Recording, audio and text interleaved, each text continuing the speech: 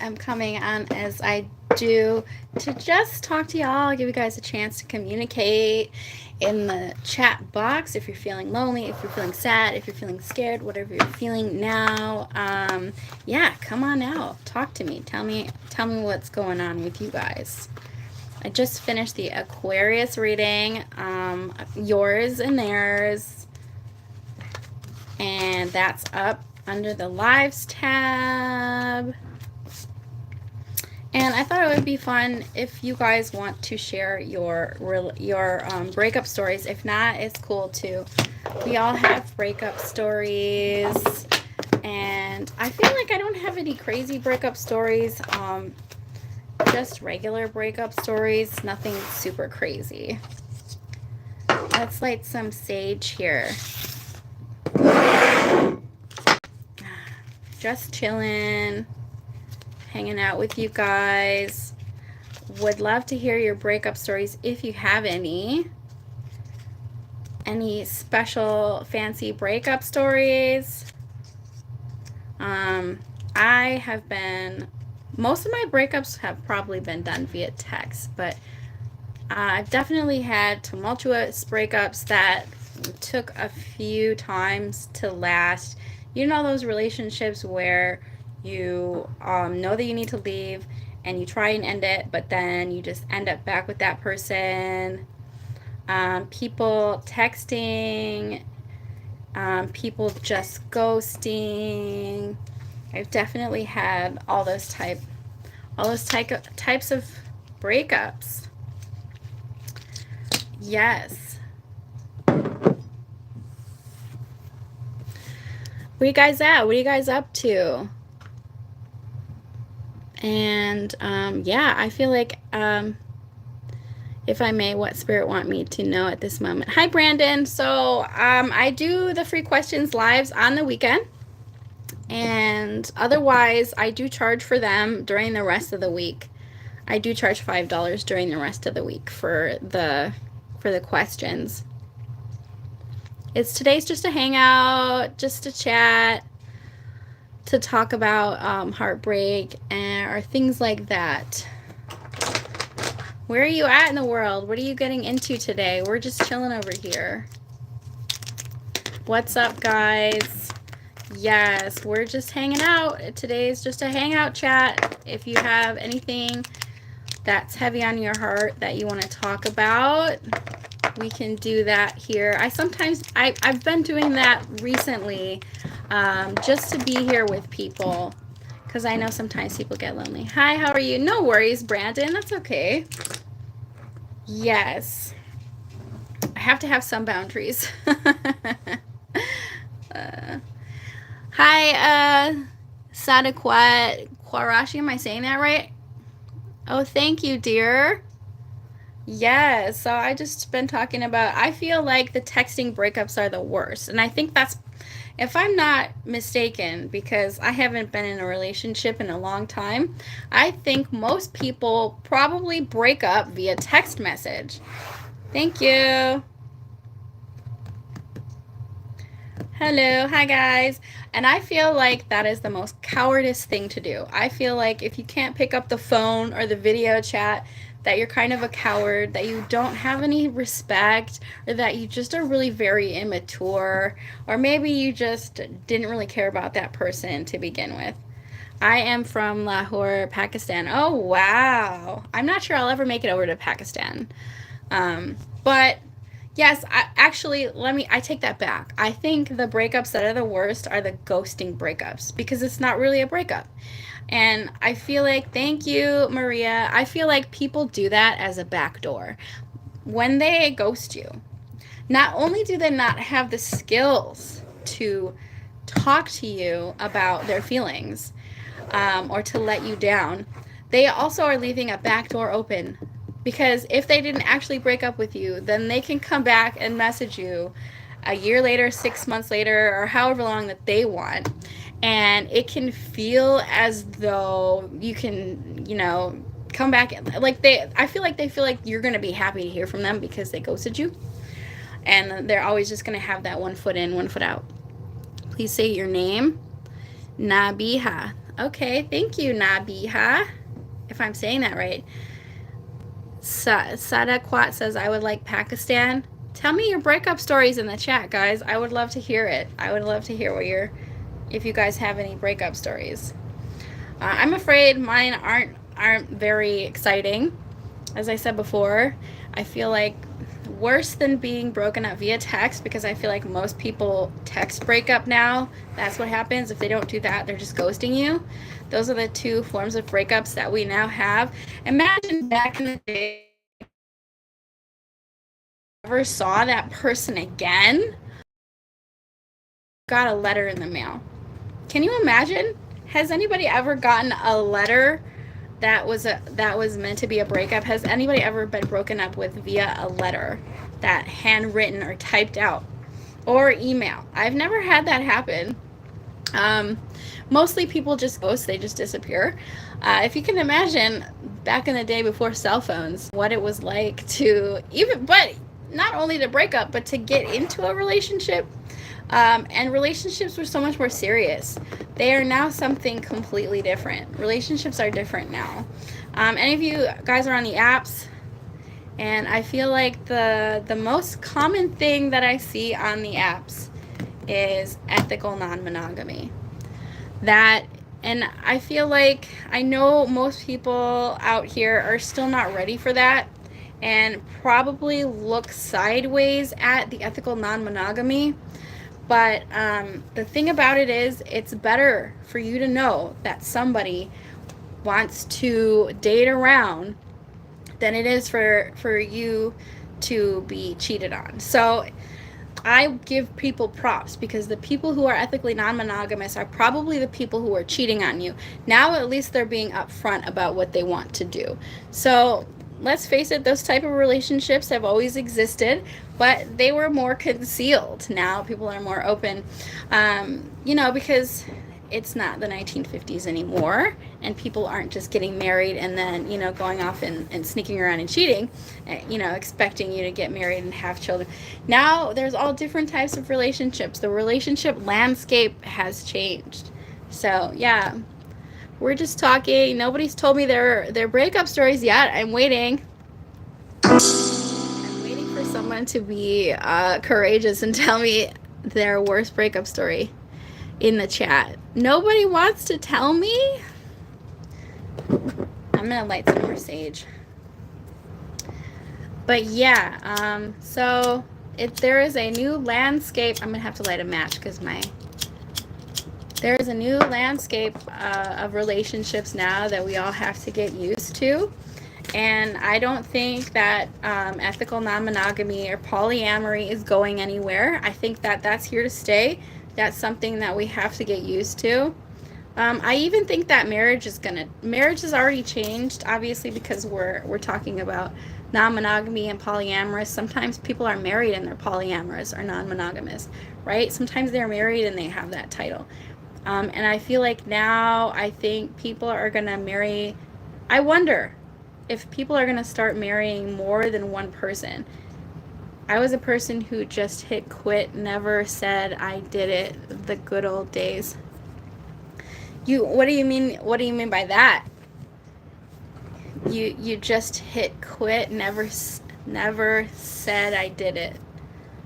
I don't know what that means, but I'm very curious. Do you mean that you just stopped having relationships? You never really did it? Now, I wonder how many of you guys out there know what it's like to be married and have gone through divorce. I have never been married or divorced, and I don't intend on doing any of those things because it's not in the cards for me. Isn't that funny? Because I'm a tarot reader. And actually, I started learning palm reading a while ago. Don't ask me to read your palms because I'm not great at it. But I just looked at Google, and Google told me that I was destined, based on my palm, I was destined to have many short-lived relationships. And with a palm like that, I wouldn't dare get myself into a marriage that I know is going to be annulled or it's going to get divorced, because that's what my palm reading said. Look at your palms. We have This is the heart line, and this is the head. One of these is the headline and the heart line. I think I'm getting them mixed up here. Yeah, I'm getting them mixed up. But there's a line on here that's the marriage line. I think it's this one. Mine is like short and broken up. And if it's short and broken up, that means you're destined to have short-lived relationships. Now, I have actually had one long-term relationship, and I think that breakup was the worst. So it was not the best. It was pretty much the worst. What are you guys doing? What are you guys getting into? I'm just chilling here, popping on to talk to you guys. I don't have cards. You're just hanging out with the people I want to. Oh. That's that Aquarius energy. If it makes you happy. I think, Adriana, I think that you're ethically non-monogamous. I think that's what you are. You might like that title. And that's fine, because who are we to judge? That is the landscape of relationships that we are working with now. And there is such thing as polygamy. That is a man having a bunch of different wives. Who's to say in the future we won't make it legal for a woman or a man to marry multiple people? Maybe a woman will have 5 husbands in the future. That sounds exhausting to me. Or, because we're also in the new age of LGBTQ there, and I want to start tagging that community in my readings. You said I was, now I grown with love. I want to start tagging LGBTQ in my readings, because now there's transgender, and there's non-binary people, and non-binary polyamory type relationships. The landscape of relationships has changed. So now as a collective, we have to see where we fit in all of that. And so, but I feel like the people who are still getting married, there are still people in their 20s and 30s who want to get married, but I think if you look at the statistics, it's going down. And more people, if you're in a relationship that is just a situationship, then I don't think people really care about breaking up, because it was never a full-blown relationship. And that's where people leave the back door open. So we have to be careful that we're setting the intentions when we get into a relationship. I see true love or no love at all. Yes. So that's kind of what we need to do when we meet somebody, is you need to ask a lot more questions, because people will be sneaky about how they treat you. People will be sneaky about how they treat you. They will straight up lie to you. They will tell you what you want to hear. And the way to avoid that is to ask a lot of questions, be clear about what you want, set a lot of boundaries right up front, and make someone wait for intimacy. But if you know that somebody is ethically non-monogamous and that's not what you want, it's perfect. It's perfect. That's why I like that title, because back in the day, I feel as though people who are ethically non-monogamous now, back in the day before we had that title, were just cheaters. So I see it as a thank you for letting me know what your relationship type is, and that's not for me. If that is your relationship type, no shade, because at least you're being honest about what you want to do. I also feel like some of those people have a love addiction. An intimacy addiction, because that's called I have learned that's called a process addiction. And I think that love is something that we've made up as well. Sometimes I think that relationships and love is really just an attachment style. It's just an attachment. It's just another coping mechanism. It's just something that people do to get them through life. Yeah. So, and I don't know if people really know what love is anymore. I think the landscape of love has changed. So, and especially because we're finding out more and more people are getting into trauma bonds. I talk about this all the time on here, and I have this, I'm going to pull it out. I have this card in here. I'm going to read it too. Is it this deck? Let me see if I can find it. I have a card. Oh, here it is. I found it. I have a card in here called the Twin Flame. And the thing is that I don't really believe in twin flames. I think twin flames are trauma bonds. Now, every relationship is meant to teach you something. It doesn't matter what you call it. So let me see if I can find it in the book. Twin flame is really just a trauma bond. And I think that's not a very popular opinion, but that's what I think it is. I'm not sure I'll be able to find it in here. Let's see if I can. I'm just going to be me. Yeah, I think it's good to just be you. I'm not sure I'll ever find it in here. Let's see. Past life issues. What do you guys think that that twin flames is? Because I think twin flames is just a trauma bond. It's a strong relationship that's meant to teach you something, meant to teach you about yourself. And what do people think twin flame relationships look like? Because sometimes I feel like people call a relationship twin flames when somebody's in no contact with them because they're not ready to let that relationship go. So you just got to be careful, because I feel like sometimes calling a relationship, giving it an important title, is a reason for people to hold on to something that's not good for them. Okay, I'm going to read it. Twin flame. The answer to your question involves a spiritual-based romantic relationship. You drew this card because your twin flame is intricately involved with the answer to your question. A twin flame is a romantic partner who originated from your spiritual soul group. That is, he or she is the one in terms of soulmate relationships. Often twin flames incarnate together during their last lifetime on Earth after the reincarnation cycle has been completed and all karma has been balanced. Until that lifetime, however, twin flames usually don't incarnate simultaneously, but instead volunteer to function as one another's spirit guide. So your twin flame could be guiding you from the other side, helping you with every area of your life, including romance with a soulmate.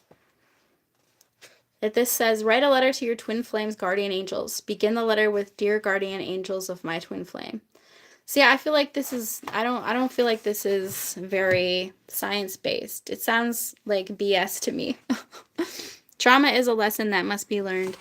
The deed of the past that must be paid. Yes. So, but I don't know if I really believe in twin flames.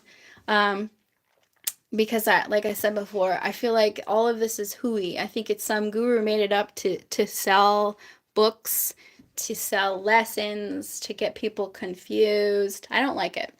And I don't think it matters what you call the person that you're partners with. I think the only thing that matters is how they treat you and if you have a good relationship.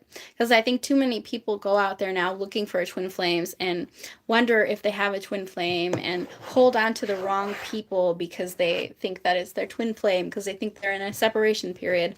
And that's kind of magical, delusional thinking is really unhealthy. So I don't like the idea of twin flames. But there it is in this deck. And there is an angel. I don't know why.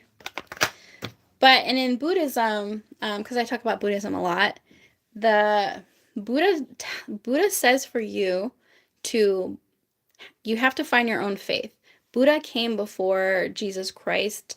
And in the Hindu religion, there's a lot of gods and goddesses. So finding your own faith, believing in angels, that all of that comes down to you and your own beliefs. And it has absolutely nothing to do with Buddhism, or it's only what you believe in. At the end of the day, you can believe what you want. So if you really want to believe in twin flames, as long as it's not hurting you. But me, myself, I don't believe in them, and I don't look at them. I don't think about them or look at them at all. So, but what I do look at is, how does a person make me feel? What are the dynamics between us? Is it good? Is it bad? And that's it. And I have no idea about that at all. Well, there's no science behind it. So it's really just all on how you feel. and that's it. Because that book described twin flames in a different way than what I have been seeing online. Supposedly, twin flames are one soul that has been broken apart and they reunite in this lifetime. And that supposedly it's the same soul that's been broken in half, and that's why they call it a twin. Because if you know what twins are, they're basically the same embryo that's been cut in half. And I don't know why we changed the word from soulmate to twin flame, because I feel like that's kind of all the same thing. All relationships are important. Everyone comes into your life for a reason. So we don't necessarily need to give them these names. We want to make it extra special by giving someone a title. Like when we have terms of endearment, we call people baby, honey, sweetie, cutie. I think that's enough. I think we can stop saying twin flame and soulmate and just say baby, honey, sweetie. That person's special to me. That person is important to me. That's really all that matters at the end of the day, I think. And we can call them whatever we want, and it's not going to change the nature of the relationship. It's not going to change our lives at all. So that's it. That's what I think about it. Yeah, twin flame is silly. 100% twin flames is silly. And there's no science behind it. And sometimes I think people use it as clickbait. You guys all know what clickbait is, right? And unfortunately, if you're an influencer online, there are certain keywords that you use to attract attention. And that's one of the biggest ones. And for me, it's somewhat, I feel kind of nervous that I see people like Teal Swan or This Is Maria or all of these other influencers who believe in twin flames and they talk about it, and everybody has their own opinion or belief, so it's fine, but it can be kind of dangerous for people who fully believe in it, and they see this propaganda and now they believe in it even more. So you have to be smart. And you can't always follow what spiritual advisors or influencers say on the internet. You have to think for yourself, and does it work for you? So it doesn't matter what you call the person. How do they feel about you? How do they treat you? Is it healthy? Is it not? That's really all that matters. And especially if you're in separation, if this person ghosted you, that's not an important person in your life. I feel like it was a lesson. And the lesson was to love yourself enough to not wait for them to message you. That's hard. That's hard. Instead, we create these complicated set of magical rules. Oh, they're in separation. The DM and the DF is separated, and you're meant to grow spiritually, and then you'll come back together. That can be delusional. That can be dangerous. It can be really unhealthy. If someone ghosted you, went no contact, they don't have enough respect for you to tell you how they feel. And we have to be able to be okay with that and accept that and know that you'll be okay without that person. Twin flames description just sounds like an on again, off again relationship. 100%. That's why sometimes I will say that I think twin flames is actually trauma bonding. I think it's a lot of the times it's trauma bonding. It's anxious and avoidance attaching to each other when they shouldn't be. That doesn't mean that there isn't something to be learned from it. Every relationship teaches you something. Everything has its place. So there's a lesson to be learned from it. Most of the time, the lesson to be learned is self-love. Even people I respect on YouTube will believe in twin flames, like Baba Jolie. She's a respected tarot reader. She'll read for the twin flames all the time, and you really got to be careful with that, because you have to ask yourself, am I deluding myself into believing that this relationship is going to happen because I don't want to feel the pain and the loss? And sometimes that's what we're doing. We give it this important title, this important meaning, because we don't want to be honest with ourselves about the reality of the situation. That's when it becomes dangerous. That's when it's a slippery slope to do that. So it's better to not see someone that way. It's better to break down all the magical thinking and try and see it from a science way. Take all the feelings and emotions out of it. Sometimes I'll tell people, if if you're confused about a relationship, look in the mirror, talk to yourself as though you're talking to your best friend. What would you say to your best friend about this relationship? Would you tell your friend to wait for someone who ghosted you, to wait for someone who you haven't heard from in months, to wait for someone who is super immature?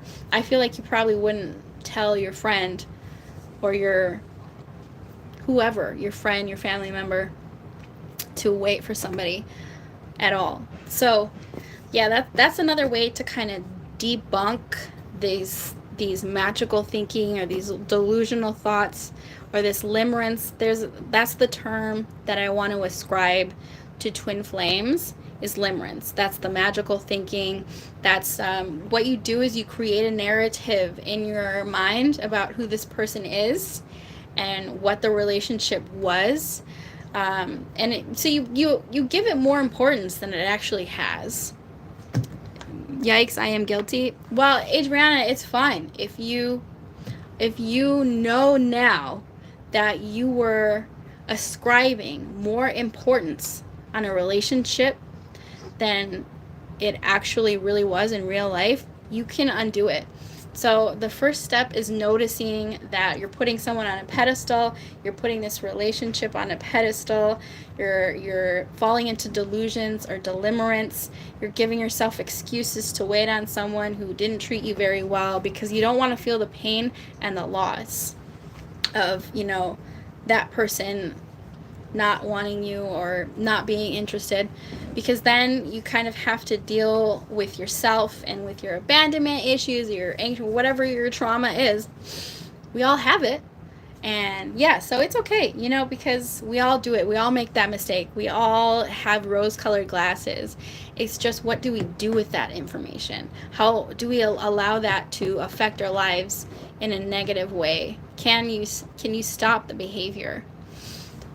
So I think that's why now a lot of people talk about the art of detachment in relationships, because that kind of prevents you from going into that magical thinking. Don't even think about whether they're your soulmate or whether they're your twin flame. Just ask yourself, is this relationship working now? And if not, let it go. We have to put it into more realistic, simple terms. And that will really kind of save us from getting attached and from going into that limerence or that fantastical thinking or that wearing the rose-colored glasses or being okay with treatment that we shouldn't be okay with because we were raised in a chaotic family environment, right? That's really all it boils down to. We're making excuses for someone because we really want their love and affection and their validation. No, I was the one ghosting them. Okay, well, whichever way it works, as long as I am probably you have avoidant attachment style. You might be a dismissive avoidant. And I feel like there's not enough literature on the internet for females who are dismissive avoidants. So you probably have avoidant attachment. If you're naturally the type of person to detach or ghost or something like that, it's probably hard for you to deal with confrontation. That is how a detached game is strong. Yeah, your detachment game is a little bit too strong. I do feel like ghosting is one of the worst ways to break up with someone, but I feel like because it leaves the back door open and that person is just a little confused and they don't get the closure. But nowadays it's normal. So for us to realize that if somebody ghosted you, that means it's over. We now are knowing you just have to close that out. Sometimes, you can have a relationship with a dismissive avoidant, but if someone's ghosting you for years at a time, that's not worth your energy. Yeah, that's okay. That's what you gotta heal. That's what you gotta heal if you want a relationship. If you don't, then you gotta be upfront with people that, I'm this type of personality and I just want to let you know up front. That's why we have these different titles now. And it lets people to make an informed decision about whether or not they want to pursue something with you. And how deep is your love? How deep is your love? This is why I stopped playing the game. Well, you have some healing to do. It's you just have some healing to do if you want to do it, and if you don't, then you can find another avoidant. I wonder, do avoidants date each other, and what is it like? I think nobody would ask the other person out. We'd just be ignoring each other's messages all the time. I wonder. But yeah, so it's okay because now you know that you have that issue. I think if we didn't have cell phones, we wouldn't know what we wouldn't have ghosting. We wouldn't have dismissive attachment styles if we didn't have cell phones. What is that? Dismissive avoidant is people who avoid conflicts, people who shut down, people who aren't good at communicating, expressing their feelings. That's the dismissive avoidant attachment style. And I don't think we would have those diagnoses if we didn't have cell phones, if we didn't have texting. Just imagine if we didn't have texting, we wouldn't know what ghosting is. We wouldn't know what avoidant attachment style is. We wouldn't know what it is. It wouldn't be a thing. So sometimes I wonder if relationships would be better if we didn't have cell phones. Would we have better relationships if we didn't have cell phones? Like, would we be forced to put more effort in if we didn't have dating apps and cell phones? Can you imagine what it would be like, what the landscape of dating would be like if we had to call someone? We had to go out of our way to talk to someone. We had to go out to meet people and to date them, to get into relationships with them. We had to write letters. Relationships would be different if we didn't have cell phones. That makes me wonder all the time. Now, and I think there is going to come a day when we don't have cell phones or we rely on them less, but I think not for a long time. So we have to deal with that now. It puts a different spin on relationships, doesn't it? Yeah. But so if you know that you have a tendency to do that, and it's good to let people know up front. I don't know how you would communicate that to someone, but if you're really serious about someone, you can have a conversation with someone. You didn't need a phone. Just imagine if we didn't have cell phones. Imagine what the landscape of dating would be like. No dating apps, no texting, no ghosting, because you don't have a cell. You have to call them on the phone. You have to go to their house. You have to go out to meet people. Our dating lives, dating landscapes in general would be better. Would be vastly improved without cell phones. Although I don't think that's going to happen for probably, I want to say decades. We're going to still have cell phones. In fact, I think cell phones are going to advance to the point of we're just reading people's thoughts now. Can you imagine if we had some kind of device? We can already read people's minds, by the way. How many of you guys know that you can read people's minds? It's not just body language. Okay, but there is science is advancing to the point where we're going to have a thing that we can just read people's minds. I'm kind of scared. I'm kind of scared of that. I think if we could just read people's minds, nobody would be in a relationship at all, because we could see that person's intentions and we wouldn't be with anyone. It's kind of scary. But that actually might make things easier. Can you imagine you can hear someone's thoughts and you can hear that they're thinking that they're not really interested in you, but they're just kind of bored? And in real life, since we don't know, not everybody knows how to read people's minds or read body language, that we waste years on people who don't really like you. They're just kind of bored or they just want something from you. We waste years on people like that because we haven't evolved our telepathy, our mind reading abilities yet. So I suggest we all get really good at that, because that's the next wave of cell phones. We're going to be transmitting brain waves to one another. We don't need to text anymore. I can hear your thoughts. Our cell phones already read our minds. So, and those of you, I'm fully addicted to my cell phone. If I didn't have my cell phone, I don't know what I'd do.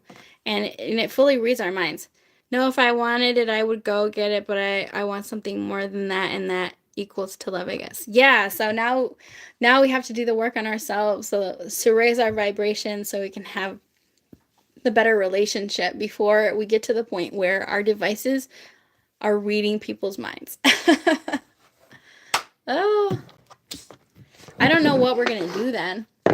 We wouldn't be wasting years on relationships if we could read someone's mind. It would be a lot of protection going on. That's what's coming next, so let's be prepared for it. How many of you guys are ready for AI to take over our jobs? Because also, I don't know if you know this, you guys, but you can actually schedule text messages. And people do this in dating now. They will schedule a hello, good morning text. You can do that.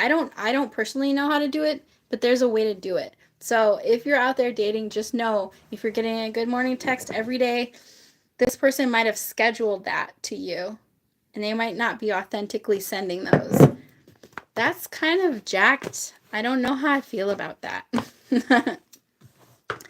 I'm probably going to get off here. Nobody shared their breakup stories with me, and I feel like probably most people's breakup stories are ghosting stories. I don't mind. I am a cool person, and we need more cool people, I guess. Are you okay with people reading your mind? Well, I don't always have a clean mind, but that's what meditation is for. That's why we have to get good at meditation, because if we don't have any thoughts in our head, then no one can read our thoughts if there aren't any there to read. And our devices are already doing that anyway. So let's get prepared for that type of technology, because it's going to happen. And tomorrow I'm going to do the Pisces reading and whatever other type of readings. I would love to know what type of tarot readings you guys want. I'm thinking about starting to do pre-recorded readings again with pick a card readings with spiritual messages. So I'm probably going to start doing those for you guys.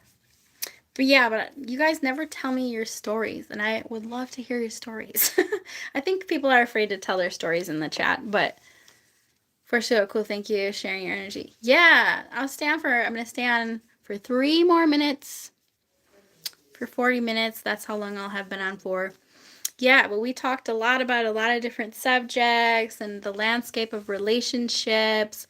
I remember when I was in my 20s, before cell phones, actually. This is before I had a cell phone. I used to go to the bar a lot back in my drinking days, and there was this local bar. I won't mention the name because it's still around in my home, in my college town. And I went and I was talking to the bartender about robots. I said, pretty soon people are going to be intimate with robots. And that was probably 20 years ago, and that is happening now. People are intimate with robots now. So I think it doesn't matter what we do.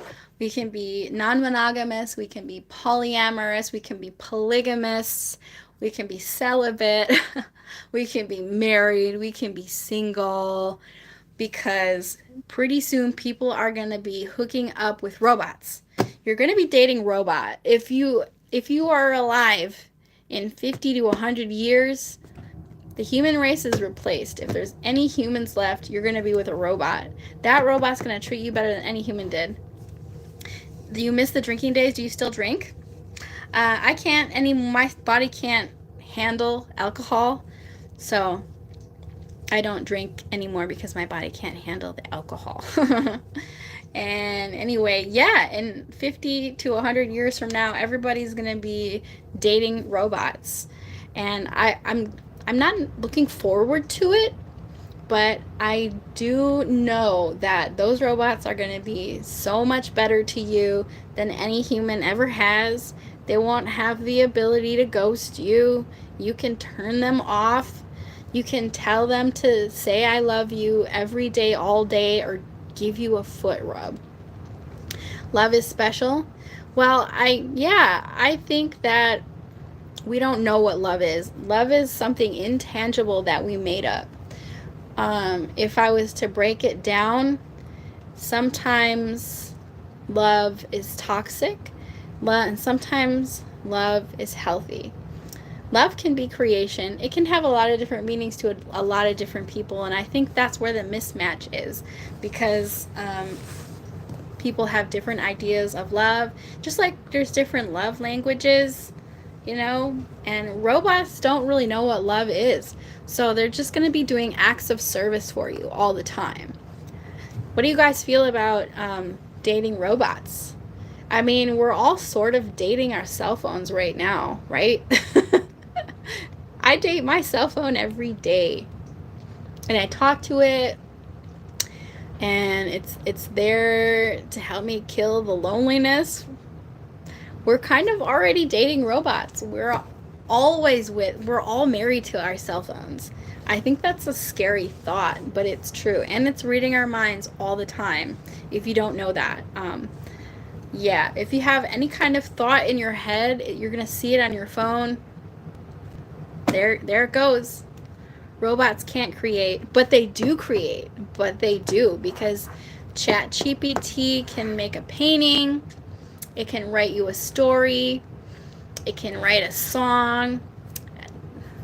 Robots can create. In fact, if you made a robot, there are robots out there that are like looking like humans. That robot can probably make pottery. So robots can create, and it's a little scary because they're gonna replace us someday, you guys.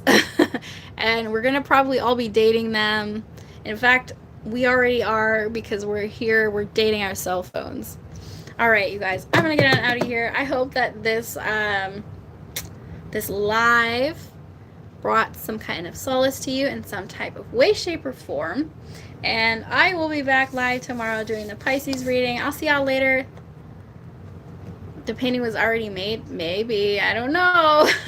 I will see you tomorrow, dear. Bye. Have a good night.